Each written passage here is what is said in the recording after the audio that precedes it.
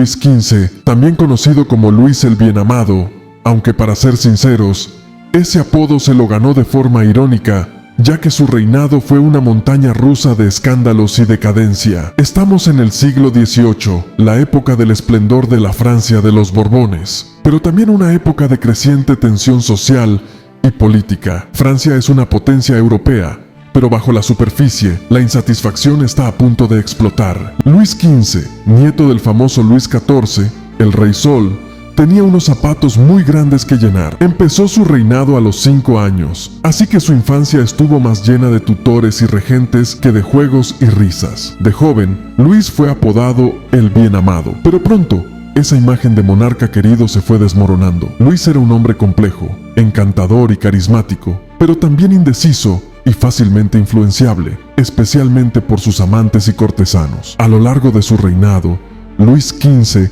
enfrentó una serie de conflictos y obstáculos, tanto internos como externos. Las guerras constantes drenaron las arcas del reino y sembraron el descontento entre su pueblo. Internamente, Luis tuvo que lidiar con una corte llena de intrigas y una nobleza siempre ansiosa por más poder y privilegios. Al principio de su reinado, Luis XV tenía todas las cartas a su favor. Con un reino próspero y un pueblo esperanzado, parecía que nada podría ir mal, pero a medida que pasaban los años, sus decisiones, o la falta de ellas, empezaron a tener consecuencias. La influencia de sus amantes, como Madame de Pompadour y Madame du Barry, y su estilo de vida lujoso y desenfrenado, empezaron a alejarlo de la gente. Uno de los eventos más decisivos fue la Guerra de los 7 Años, un conflicto que no solo dejó a Francia económicamente devastada, sino que también le costó gran parte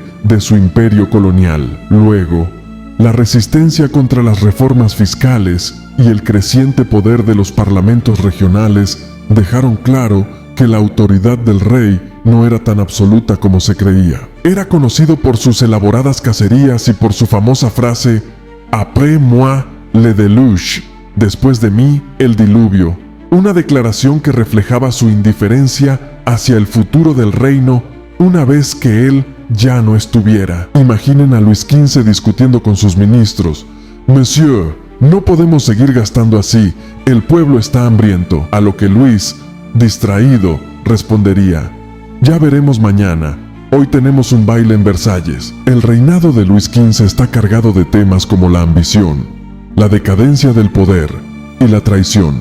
Su vida es un claro ejemplo de cómo el exceso y la falta de responsabilidad pueden llevar a la caída de un imperio.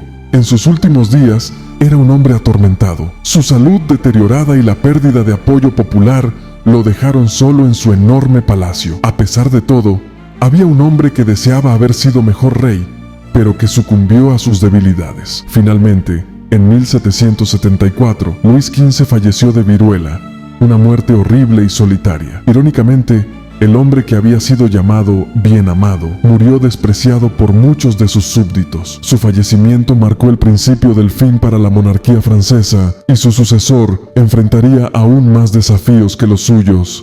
Luis XV, un rey cuya vida y reinado fueron un drama lleno de contrastes, dejó un legado complejo y, en muchos aspectos, trágico. Suscríbete y activa la campanita. Nos vemos, valientes guerreros.